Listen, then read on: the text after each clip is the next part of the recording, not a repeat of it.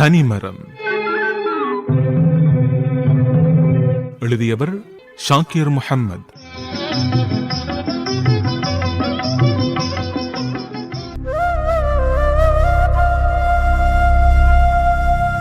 சில மலர்கள் மலர்ந்தவுடன் மடிந்துவிடும். சில மலர்களோ மண்ணில் புதைந்தாலும் மனம் வீசும். ஒரு சில மலர்கள் துளி இழந்த தாகத்தால் கருகிவிடும். இன்னும் சில உயர்தினைகளின் புறக்கணிப்பால் உதிர்ந்து போகும். இன்னும் சில பாசத்தின் தொடுதலுக்காய் காத்திருந்து காத்திருந்து கடைசியில்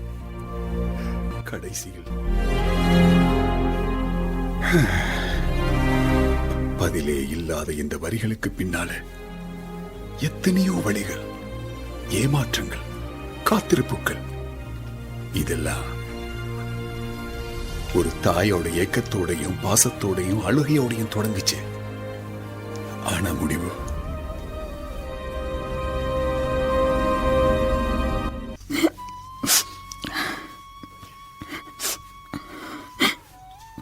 சல்மா, இப்படியே அழுதுகிட்டு இருந்தா என்னதான் அர்த்தம்? ப்ளீஸ், நான் அழுதுக்கிறேன். அழுதுட்டா எல்லாம் சரியாயிடுமா? அப்படியே அடக்கிட்டா மட்டும் கல்போட கவலை குறைஞ்சிடாது. சந்தோஷம் மட்டும்தான் வாழ்க்கை இல்ல சல்மா. ஆறுதல் சொல்றீங்களா? யதார்த்தத்தை புரிஞ்சு நடந்துக்கங்கன்னு சொல்றேன். ஏன் உங்களுக்கு இது கஷ்டமா தெரியல? பதில் சொல்லுங்க. மனசு ஏத்துக்கிடுச்சு. கல்லாயிடுச்சுன்னு சொல்லுங்க. உள்ளுக்குள்ள அழுதுகிட்டு இப்படி வெளியில. நான் நடிக்கல சல்மா. 5 வருஷம் நாங்க கன்சல்ட் பண்ணாத டாக்டர்ஸ் இல்ல, வைக்காத நீயத்தும் கிடையாது. குடும்பத்துக்குள்ளேயே எத்தனையோ குத்து பேச்சுக்கள். பிள்ளைகள் இருக்காங்களான்னு யாராச்சும் யதார்த்தமா கேட்டாலே கூனிக்கு குறுகி போயிடும். சின்னதா ஒரு புன்னகையோட சமாளிப்போம். ஆனா அதுக்கு பின்னால எத்தனை வலிகள், ஏக்கங்கள், எதிர்பார்ப்புகள் இருந்துச்சு சொல்லுங்க சல்மா. படைச்ச ரப்ப கிட்ட எங்க பாரத்தை போட்டுட்டு நமக்குன்னு ஒரு பிள்ளையா அந்த அல்லாஹ் தருவான்னு நீங்களும் நானும் நம்பிக்கையோட காத்துக்கிட்டு இருந்தோம். அந்த நம்பிக்கை இன்னைக்கு வீண் போகல பாத்தீங்களா? அல்ஹம்துலில்லாஹ், நமக்குன்னு ஒரு பிள்ளையா அந்த அல்லாஹ் இப்போ தந்திருக்கானே. காயங்களோட காத்திருப்புக்கு கண்ணீர் தான் வெகுமதியா? வெகுமதி இல்ல சல்மா, சோதனை. அதான் ஏன்? நம்மள படைச்ச அந்த ரப்பு, அந்த அல்லாஹ் குழந்தை பாக்கியத்தை கொடுக்காமலும் சிலரை சோதிப்பான், கொடுத்தும் சோதிப்பான், கொடுத்ததுல கொஞ்சத்தை எடுத்துட்டும் சோதிப்பான். நாம இதுல 3வது ரகம். அப்படித்தானே? நான் இன்னும் சொல்லி முடிக்கல. எதுனாலும் அதுல நலவுகள் இருக்குன்னு சொல்ல போறீங்க, அதானே? இந்த உலகம் நிரந்தரம் இல்லைன்னு சொல்ல வந்தேன் சல்மா. தெரியும். ஆனா நீங்க சொல்ற அதே உலகம் ரொம்ப பெருசுன்னு இவனுக்கு தோணாது? அதுல தனக்கு ஒரு இடம் இல்லையேன்னு நினைச்சு நினைச்சு இவன் ஏங்க மாட்டான்? மற்ற பிள்ளைங்க மாதிரி ஓடி ஆடி விளையாடணும்னு ஆசைப்பட மாட்டான்? நான் ஏன் இப்படி பிறந்தேன்னு உள்ளுக்குள்ள சொல்லி சொல்லி அழமாட்டான்? இனிமே இவனால நடக்கவே முடியாதுன்னா 4 சுவர்களுக்குள்ள முடங்கி போயிட மாட்டான்? அவனுக்கு தான் நாங்க இருக்கமே. நாங்களா? எத்தனை நாளைக்கு? நம்ம உடம்புல தெம்பு இருக்கு மட்டும். அதுக்கப்புறம் அந்த அல்லாஹ் பாத்துக்குவான் சல்மா. அல்லாஹ் பாத்துக்குவான். அந்த ஈமா மட்டும்தான் நமக்கு ஒரே ஆறுதல். இந்த நேரத்துல யாரு? எங்க பிள்ளையோட விஷயம் வெளியில போயிருக்கோம். இனிமே ஆறுதல் அழுகைன்னு ஆளாளுக்கு நேரங்காலம் தெரியாம வீட்டுக்கு வருவாங்க. எதுக்கு எல்லாத்தையும் தவறாகவே பாத்துக்கிட்டு? மனசுல தோணுச்சு சொன்னேன். நான் போய் யாருன்னு பாக்குறேன். அல்லாஹ் ரப்பே, எனக்குள்ள கவலையில நான் ஏதாச்சும் உன்னோட கலாக்கதிர தப்பா பேசியிருந்தா என்ன மன்னிச்சிடு. ஒரு ஆரம்பத்தை எதுக்கு நான் முடிவா யோசிக்கணும்? ஒரு கேள்விக்குறிக்கு பின்னால நிச்சயம் ஒரு பதில் இருக்கும். வாங்க தாத்தா. ரஜாக், வீட்டு முன்வாசல் இருட்டா இருக்கிறது நல்லது இல்லப்பா. ஏதோ ஒரு யோசனையில லைட்டை போட மறந்துட்டேன். என்னப்பா கண் ரெண்டும் கலங்கி இருக்கு? ரொம்ப டயர்டா இருக்கு. இப்போ சல்மாக்கு எப்படி? மனசால உடைஞ்சு போயிருக்கா. ஒரே அழுகதான். நீ தைரியமா இருந்துக்க. எல்லாத்தையும் சமாளிக்க வேண்டியிருக்கு தாத்தா. போக போக எல்லாம் சரியாகிடும். ஆமா, சல்மா ஏதாச்சும் சாப்பிட்டாவா? நீங்க கொண்டு வந்த பகல் சாப்பாடும் மேசையில வச்சபடியே இருக்கு. நீயாச்சும் சாப்பிட்டியா? எப்படி பசிக்கும். முதல்ல வந்து 2 வாய் சாப்பிடப்பா. சல்மா, சல்மா. வாங்க மதினி, வாங்க. எங்க என்ற குட்டி மருமகள்? தூங்குறான். இந்தாம்மா, நாட்டுக்கோழி சூப் சூடா இருக்கு, கொஞ்சம் குடி. இதெல்லாம் எதுக்கு? உண்ட உடம்புக்கு தெம்பு வேணாமா? இங்க பாரு சல்மா, இப்போ நீ தனி இல்லை. உன்னை நம்பி இன்னொரு உசுறு இருக்கு. பாவம் அந்த பச்சை மண்ணு பட்டினி கிடக்காத, புரிஞ்சுதா? மனசு கேட்கல மதினி. இங்க பாருமா சல்மா, மனசை தளர விடாத. நமக்கு அல்லாஹ் இருக்கான். அல்லாஹ் ஒவ்வொரு மனிதனுக்கும் ஏதோ ஒரு வகையில சோதனைகளை கொடுப்பான். அதை தாங்குற சக்தி நமக்கு இருக்குன்னு அவனுக்கு தெரியும். நம்ம சக்திக்கு மீறி எந்த சோதனைகளையும் அந்த அல்லாஹ் நமக்கு தரப்போறதில்லை. இந்த உலகத்துல ஒருத்தன் நடந்து போறான், இன்னொருத்தன் ஓடி போறான். ஒருத்தன் நகரவே முடியாம இருப்பான். நகரவே முடியாதவன் உலகத்துல சாதிச்சு காட்டுறதும், ஓடியாடி போனவன் உடைஞ்சு முடங்கி போறதும் இந்த உலகத்துல சர்வசாதாரணம். மற்றவங்க அனுபவத்துக்கும் நாம அனுபவிக்கிறதுக்கும் வித்தியாசங்கள் இருக்கே. நான் இல்லைன்னு சொல்லலுமா. இங்க பாரு, இந்த பிள்ளையோட கலா கதிரில் என்னதான் எழுதப்பட்டிருக்குன்னு நம்ம யாருக்கும் தெரியாது. இனிமே நாம தான் நம்பிக்கையோடு போராடணும். போராடிக்கிட்டே இருக்கணுமா? இந்த உலகத்துல பிறக்கிற ஒவ்வொரு குழந்தையும் ஒரு விதமான போராளிதான். சிலருக்கு போராட்டம் வெளியில் இருக்கும், சில பேர் மனசுக்குள்ள போராடுவாங்க. இந்த குழந்தைக்கு காலில் மட்டும்தான் போராட்டம். மனசுல வராம பார்த்துக்க வேண்டியது எங்க பொறுப்பு, புரிஞ்சுதா? நீங்க சொல்றது புரியுது. தைரியமாரி இந்த பிள்ளைய பத்தி யோசிக்காதே.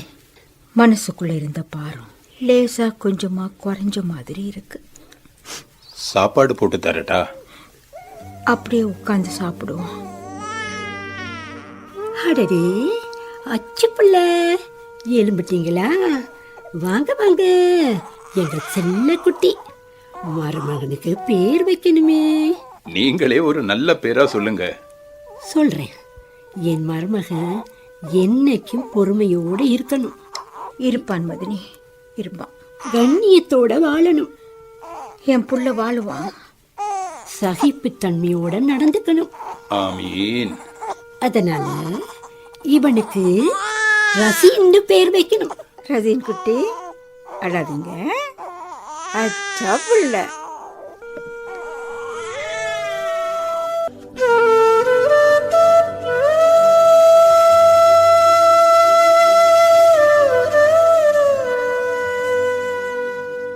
என் பேரோட அர்த்தத்துக்கு ஏத்த மாதிரியே எப்பவும் நான் சாந்தமா அமைதியா எனக்கான ஒரு உலகத்துல வாழ்ந்துகிட்டு இருக்கேன். அதுல நானும் என்னோட உணர்வுகள் மட்டும்தான். புரியல? சொல்றேன். ஒரு நந்தவனத்துல வளர்ந்த செடி இல்லைனா நந்தவனத்தை அதோட அழக ஒரு ஓரமா தனியா இருந்து ரசிச்சவன். காத்துக்கும் மழைக்கும் அகப்படாத செடியா, மற்றவங்க பார்வையில் அதிகம் படாதவனா வளர்ந்தேன். இன்னைக்கு 35 வருஷ மரமா உங்க முன்னாடி முளைச்சு நிக்கிறேன். எங்க வாப்பா உமாவும் என் கூடவே இருந்தப்போ எனக்கு என்னோட இயலாமைய காட்டுனதே இல்லை. நானும் அதை என்னைக்குமே உணர்ந்ததில்லை. பாசத்தையும் அன்பான வார்த்தைகளையும் அவங்க எனக்கு உரமா போட்டாங்க. இன்னைக்கு நான் ஒரு கவிஞன், எழுத்தாளன், விமர்சகன், எனக்குள்ள பல பேரு. என்னை பெற்றவங்களுக்கு அப்புறம் எனக்கு பின்னால பிறந்த சகோதரனும் சகோதரியும் என்னோட கடைசி மூச்சு மட்டும் எனக்கு ஆதரவா ஆறுதலா இருப்பாங்கன்னு தான் நினைச்சுக்கிட்டு இருந்தேன். ஆனா அது ரொம்ப தப்புன்னு காலங்கள் கொஞ்சம் கொஞ்சமா எனக்கு உணர்த்த ஆரம்பிச்சது.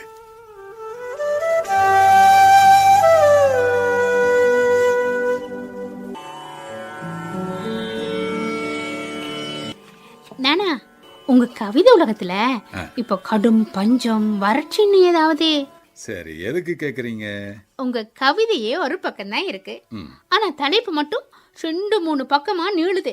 தலைப்பு எழுதுறது எதுவுமே நல்லா இல்லைன்னு மறுபடியும் அழிச்சு பேப்பரையே கிழிச்சு ஒரு புரட்சி பண்றீங்க. அதிக பிரசங்கி நானாவா நக்கல் பண்றியா?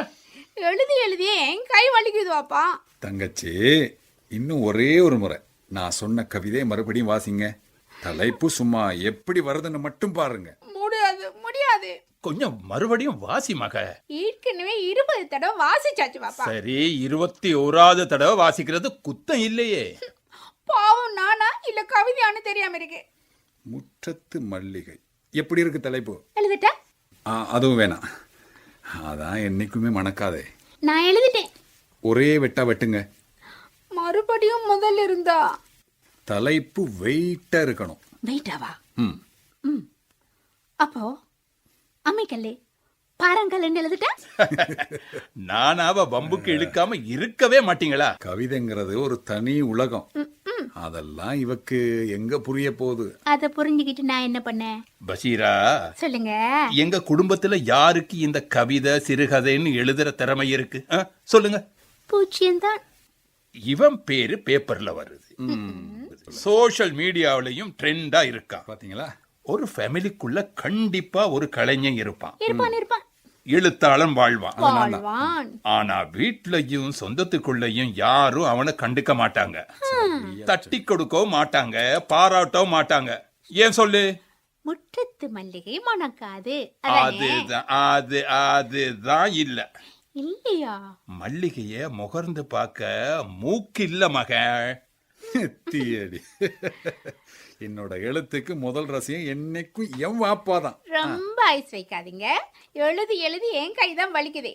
இனிமே நீங்களாச்சும் உங்க கவிதையோட தலைப்பாச்சும் பிள்ளையும் பாசத்தை மாத்தி ஒட்டிக்குங்க. கிச்சன்ல அம்மாக்கு ஹெல்ப் பண்ணும். தலைப்பு எழுதி கொடுத்துட்டே போங்க. 500 rupees தாரேன். தருவீங்க.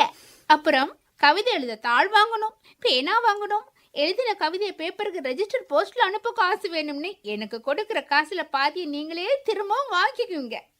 கேட்டா பாசத்துக்கு எது விலைன்னு டயலாக் வேற. யாருகிட்ட? நானாக்கு சரியா எழுத வாசிக்க தெரிஞ்சா உன்கிட்ட எதுக்கு கெஞ்சணும்? அந்த மர்லியா மாமி மேலதான் எனக்கு கோவமா வருது. எதுக்கு இப்போ சம்பந்தம் இல்லாம பேசுறீங்க? பஷீரா சொல்றதுதான் சரி. அவ ஏதோ உளறா வாப்பா. இல்ல ரசீன், மத்தவங்க பேச்ச கேட்டு ஊரு உலகம் தெரியாம உங்களை வீட்டுக்குள்ளேயே வச்சு வளர்த்துட்டேன். அது தப்புன்னு இப்பதான் புரியுது. காலம் கடந்த ஞானம். அதுன்னா உண்மைதான் மக. இல்ல வாப்பா, என்னோட இயலாமைய மத்தவங்க பரிகாசம் பண்ணிட்டா நான் கவலைப்படுவேன். அதை தாங்கிக்க மாட்டேன்னு தான் நீங்க, மாமி, உமா எல்லாரும் நினைச்சிங்க. அந்த நேரத்துல உங்க நிலைமையில இருந்து பார்த்தா நீங்க எடுத்த முடிவு ஒன்றும் தப்பில்லையே வாப்பா. இப்போ என்ன, எனக்கு சரியா எழுத வாசிக்க வராது. அதுல உங்க தப்பு மட்டும் இல்லையே, நானும் ட்ரை பண்ணியிருக்கணும். ஆனா எத்தனை கவிதைகள், விமர்சனங்கள், கட்டுரைகள் எழுதியிருக்கேன். இன்னைக்கு என் ஊரோட பேரை சேர்த்து ரசின்னு சொன்னா என்ன தெரியாதவங்க யாரும் இல்லை வாப்பா. சொல்லுங்க ரசீன். ஏட்டு கல்வியை விட அனுபவ கல்வியை படிப்பிச்சது நீங்க, கேள்வி ஞானத்தை ஊட்டினது நீங்க. வாப்பாதான் உங்க ஒளி விளக்கு. ஒளி. எஸ் மக, ஒளி விளக்கு. இதுதான் என் கவிதையோட தலைப்பு. கன்ஃபார்ம். எழுதுங்க பசீரா.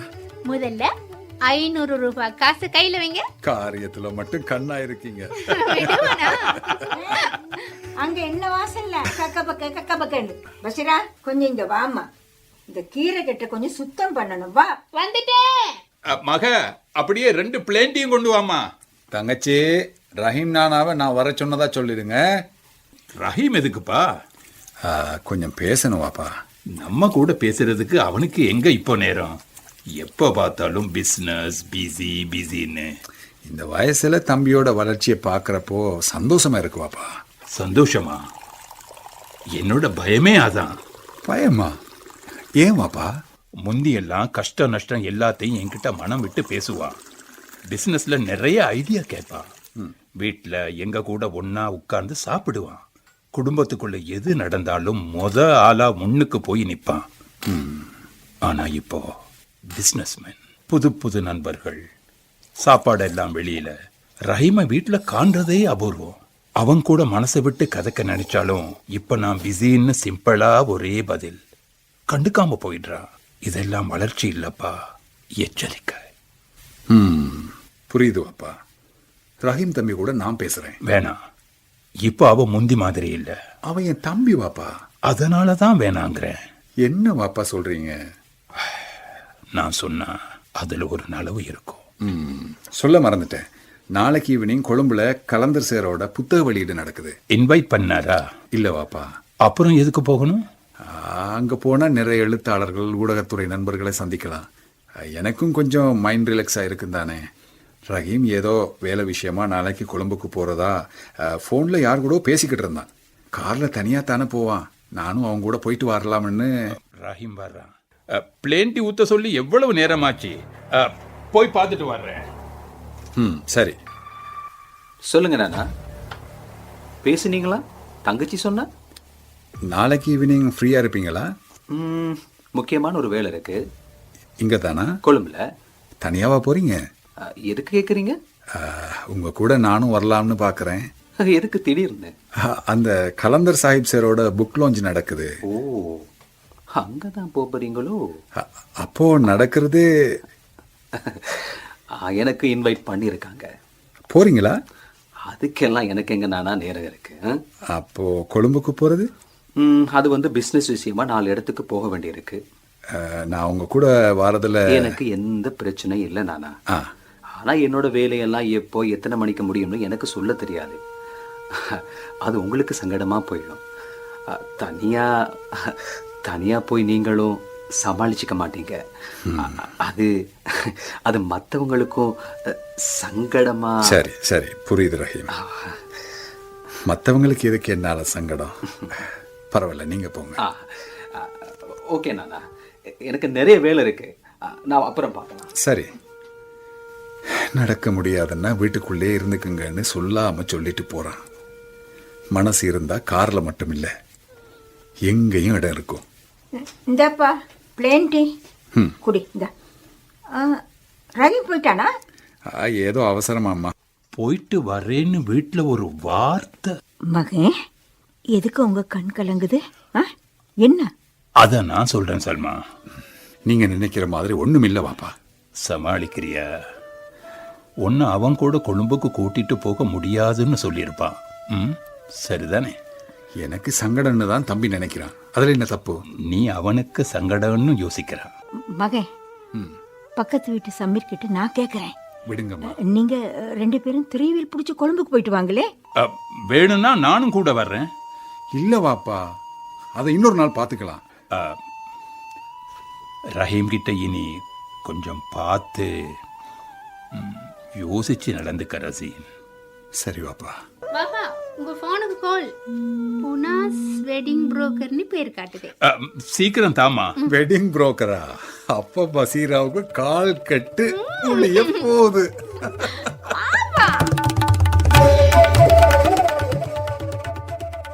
பாப்பா, புரோக்கர் உங்களுக்கு கால் பண்ணாரா? எஸ். பசீராவோட கல்யாண விஷயத்த அப்புறமா யோசிப்புன்னு சொன்னீங்களா? சொன்னேன். ஏன்? பதில தெரிஞ்சுக்கிட்டே கேட்காத ரஹீம். நல்ல இடம், பெரிய பிசினஸ் பார்ட்டி. முதல்ல ரசீனோட விஷயம் முடியட்டும். பசீராவுக்கு இப்ப 25 வயசாகுது. உங்க நானாவுக்கு 35. நானாவுக்கு தான் எந்த விஷயமும் சரியா அமைய மாட்டேங்குது. எதுக்கும் நேரம் காண இருக்கு ரஹீம். பாப்பா, முதல்ல பசீராவோட கல்யாணத்தை நடத்துவோம். கல்யாண அவசரம் இப்போ பசீராவுக்கா இல்ல உனக்கா? நீங்க என்ன சொல்றீங்க? இங்க பாரு ரஹீம், ரசீன் நல்லவன், கெட்டிக்காரன், தைரியசாலி. சரி சரி, ஆனா அந்த தகுதிகள் மட்டும் போதுமா? வேற என்னதான் இருக்கணும்னு எதிர்பார்க்கிற நீ? பாருங்க பாப்பா, நானா கிட்ட தன்னம்பிக்கை, தைரியம், கெட்டித்தனம் எல்லாம் இருக்கு, ஏத்துக்கிறேன். ஆனா அதெல்லாம் உள்ளத்துல மட்டும்தானே இருக்கு, உடம்புல. ரஹீம், அவசரத்துல வார்த்தைய விட்டுடாத. சில விஷயங்களை ஒளிவு மறைவு இல்லாம பேசிக்கணும் பாப்பா. மூடுவாய. இதுக்கு மேல ஒரு வார்த்தை பேசாது. இப்ப என்ன சொல்லிட்டேன்னு கோபப்படுறீங்க? ரசீனோட இயலாமைய குத்தி பேசுறியா நீ? இப்போ நடக்கிறத பத்தி யோசிக்கலாம்னு சொல்றேன். எது நடக்காது? ஏன் நடக்காது? ரசீனுக்குன்னு ஒரு வாழ்க்கையை அல்லாஹ் எழுதியிருக்க மாட்டான். 40 வயசுல முதல் கல்யாணம் பண்ணிக்கிறவனும், முதல் மனைவி மௌத்தாயிட்டா 50 வயசு தாண்டி மறு கல்யாணம் செஞ்சுக்கிறவனும் இருக்காங்க. நானாக்கு பிரச்சனை வயசுல மட்டும் இல்லையே. நாக்கள நரம்பில்லாம பேசாத ரஹீம், அது அசிங்கம். ஒருத்தரோட உடம்புல உள்ள குறைய மறுபடியும் மறுபடியும் குத்தி காட்டாதே, அது பாவம். எந்த நம்பிக்கையில நானாக்கு பொண்ணு கொடுப்பாங்கன்னு கேக்குறியா? நடக்கவும் நிக்கவும் முடியாதவங்க எத்தனையோ பேரு இன்னைக்கு குடும்பம் பிள்ளைங்கன்னு சந்தோஷமா வாழல. நீயும் அதுகளை கண்டதே இல்ல. பசீராவோட விஷயத்துல முடிவெடுக்கிற உரிமை எனக்கு இல்லன்னு சொல்றீங்களா? நான் உசிரோடு இருக்கும் மட்டும் இல்ல. சரி சரி, இனிமே நான் எதுக்கு? நான் போறேன். ரஹீம் தம்பி கொஞ்சம் நில்லுங்க. எதுக்கு? ரசீன், இப்போ எதுக்கு மகி இங்க வந்தீங்க? உங்க பேச்சுல என் பேரு வந்துச்சு. முதல்ல நீங்க ரூமுக்கு போங்க. என்ன மன்னிச்சிருங்க பாப்பா. எதுக்கு? சொல்றேன். முதல்ல உங்க போனை என்கிட்ட தாங்க. போனா எதுக்குன்னு சொல்லுங்க மகே. நீங்க தான் அடிக்கடி சொல்லுவீங்களே எது நடந்தாலும் அதுல நலவு இருக்குன்னு. அதனால நான் ஒரு முடிவு எடுத்திருக்கேன். போனை என்கிட்ட தாங்க பாப்பா, ஒரு கால் பண்ணிக்கிறேன்.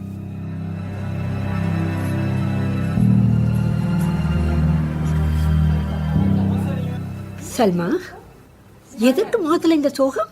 ஒரு நல்லது நடக்கிற நேரம் உப்புன்னு இருந்தா பாக்குறவங்க தப்பா நினைச்சுக்க மாட்டாங்க. மனசுக்குள்ள என்னமோ மாதிரி இருக்கு மதினி. இது ரசீன் ஆசைப்பட்ட விஷயம். குடும்பத்துல பிரச்சனை வரக்கூடாதுன்னு அவன் எடுத்த முடிவுன்னு சொல்லுங்க. தெரியும், அந்த நல்ல மனசுக்காகவே அவனுக்கு ஒரு நல்ல துணை கிடைக்கும். தன்னோட ஆசைகளை விட்டு கொடுத்து வாழ நினைக்கிறான். ரசீனுக்கு தான் போராட்டம் புதுசு இல்லையே. நமக்கும் வயசாயிடுச்சு. ரசீனோட எதிர்காலத்தை நினைச்சா தான் பயமா இருக்குது. அவன் தனி மரமா?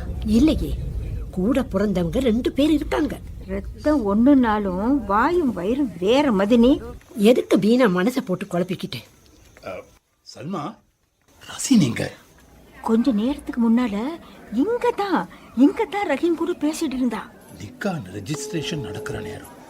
சபையில மூத்த நானா அவன் இருக்கணுமே, எங்க தான் போனானோ?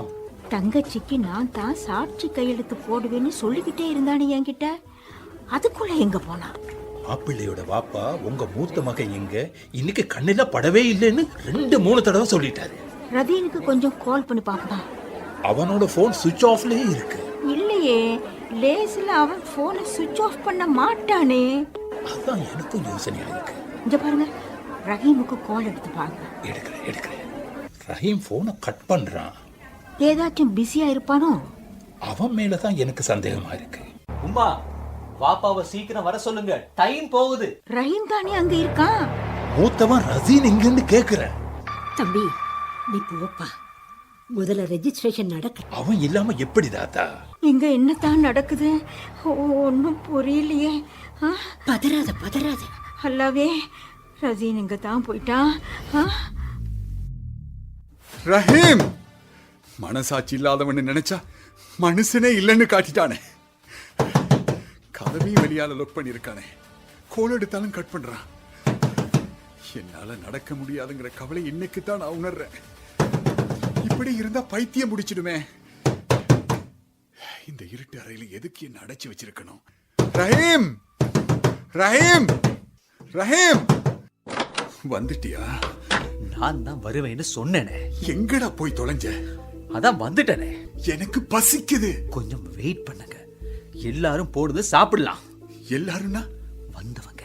நீ யார சொல்ற? இப்பதான் முக்கியம். இந்த வீட்டுல என்ன நடக்குது, யாரு வராங்க யாரு போறாங்கன்னு தெரிஞ்சுக்கிற உரிமை எனக்கு இல்லையா? இந்த குடும்பத்துல நானும் ஒருத்தன், மூத்தவன். இப்ப யாரு இல்லன்னா? நீ பண்றதெல்லாம் பாக்குறப்போ எனக்கு அந்த மரியாதை இருக்கிற மாதிரி தெரியல. இப்ப என்ன? உங்களுக்கு சாப்பாடு தானே வேணும்? போய் நான் எடுத்துட்டு வரேன். நீ எதுக்கு? பாப்பா கிட்ட கொடுத்து அனுப்பு. அவர் பிஸியா இருக்காரு. நான் கூப்பிடதா போய் சொல்லு. அட்டம் பிடிச்சீங்கன்னா பட்டினி தான் இருப்பீங்க. யார மிரட்டுற? ஐயோ, நானா உங்க நலவுக்கு தான் சொல்றேன். ரஹீம், இப்பவே என்ன வெளியில கொண்டு போய் விடு. நானா ப்ளீஸ் ஒரு 1 hour வெயிட் பண்ணுங்க. விளையாடுறியா? ஐயோ, அடம் பிடிக்காதீங்க. நானா கத்தி ஊரை கூப்பிட நினைக்கிறேன். மெதுவா பேசுங்க. உன் மொழியே சரியில்லை. நீ எதையோ என்கிட்ட மறைக்கிற. கொஞ்சம் வெயிட் பண்ணுங்க. என்ன வெயிட் பண்றது? எல்லாத்தையும் விளக்கமா சொல்றேன். எனக்கு இப்பவே தெரியணும், இல்ல கத்துவேன். தங்கச்சியோட நிக்கா நடந்துகிட்டு இருக்கு. நிக்கா? பசீராவோட? ஆமா. நிக்கா மஜ்லிஸ்ல மூத்த நானா நான் இல்லாம? அதான் நான் இருக்கேனே. ஈவினிங் நான் நிக்கா நீ என்கிட்ட சொன்ன. பொய் சொன்னேன். எதுக்கு இந்த பொய்? எதுக்கு இந்த பொய் நாடகம்? காரணம் இருக்கு. அப்ப சொல்லு. சொன்னா வருத்தப்படுவீங்க. சொல்லலன்னா அப்புறம் நீ வருத்தப்படுவ. ப்ளீஸ் நானா, ப்ளீஸ் நானா, என்னோட பொறுமைக்கு எல்லாம் இருக்கு. நீயா இப்படி எல்லாம் பேசுற? எஸ், நான் தான். இது நீ பேசலடா, நீ பேசல, உன்னோட பண திமிரு பேசுது. எனக்கு இப்படி ஒரு நானா இருக்கிறான்னு மத்தவங்க முன்னாடி சொல்ல வெக்கப்படுற உன்னோட வரட்டு கௌரவம் பேசுது. பெத்தவங்களுக்கு பின்னாடி இவன் நமக்கு பாரமாயிடுவான்னு நினைக்கிற உன்னோட பயம் பேசுது. ரஹீம், கொழும்புக்கு போகணும், கூட்டிக்கிட்டு போகணும் உன்கிட்ட கேட்டேன். ஆனா நீ வேற வேலைகள் இருக்குன்னு சொல்லிட்டு நான் போகணும்னு ஆசைப்பட்ட புக் வெளியீட்டுக்கு போய் முதல் பிரதியை வாங்கினேன். இத பத்தி வீட்டுல யாரும் உன்கிட்ட எதுவும் கேட்க கூடாதுன்னு நான் தான் சொல்லி வச்சேன். என் மேல சேர்த்து வச்சிருந்த ஒட்டுமொத்த வெறுப்பையும் இன்னைக்கு ஒரே அடியா என் மேல கொட்டிட்டேன். என்னோட கல்ப சுக்குநூறா நொறுக்கிட்டேன்.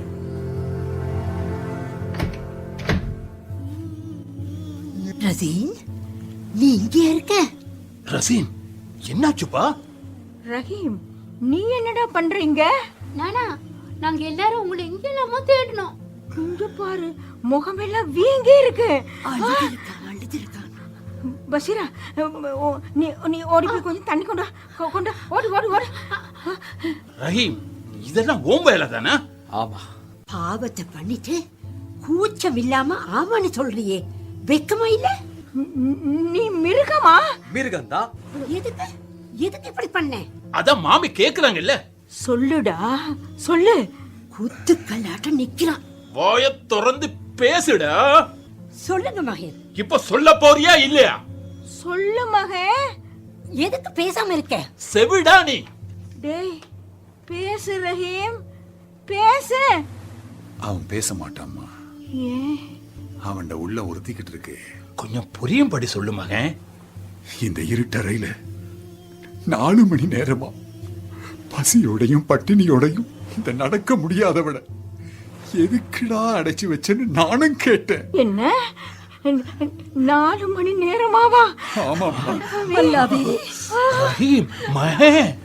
யாரும் அழாதீங்க, யாரும் அழாதீங்க. இதோ என் தம்பி ரஹீம் என்ன பார்த்து என்ன சொன்னான் தெரியுமா?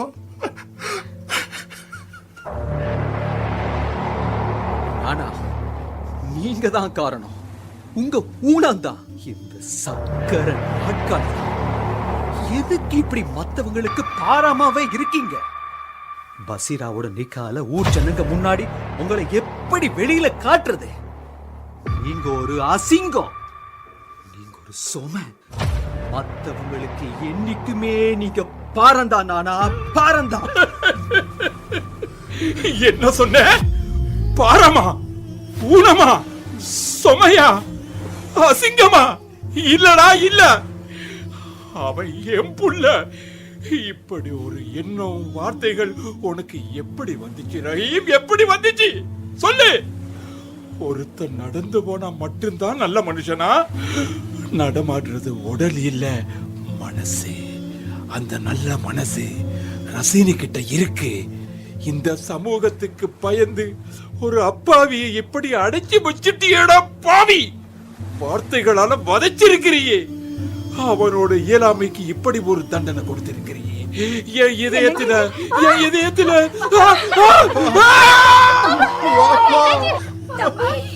தம்பி ராஜா.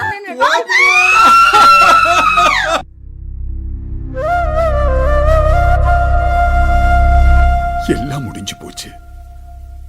ஒரு நல்ல நாள், துக்கமான நாள் அன்னைக்கு மாறிடுச்சு.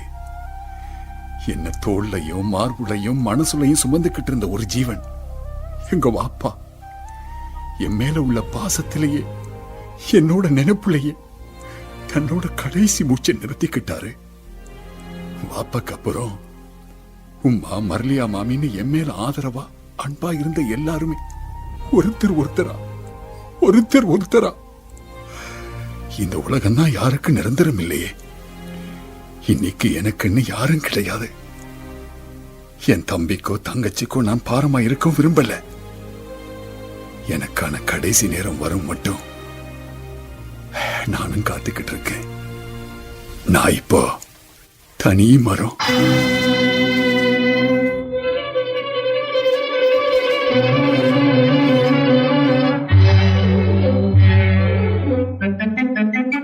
தனிமரம் நாடகம் கேட்டீர்கள். எழுதியவர் ஷாக்கிர் முஹம்மத். பங்கேற்றுக் கொண்ட கலைஞர்கள் தந்தை ரசாக் MS அப்துல் லத்தீப், மூத்த மகன் ஜுனைத் M ஹாரிஸ், சல்மா ஃபுர்கான் பி இஃப்திகார், மர்லியா ஜஹ்ரியா முஹம்மத், மகள் சில்மியா ஹாதி, இளைய மகன் ஷாக்கிர் முஹம்மத் ஆகியோர். நிகழ்ச்சி தயாரிப்பு ஃபாத்திமா ரீசா ஹுசைன்.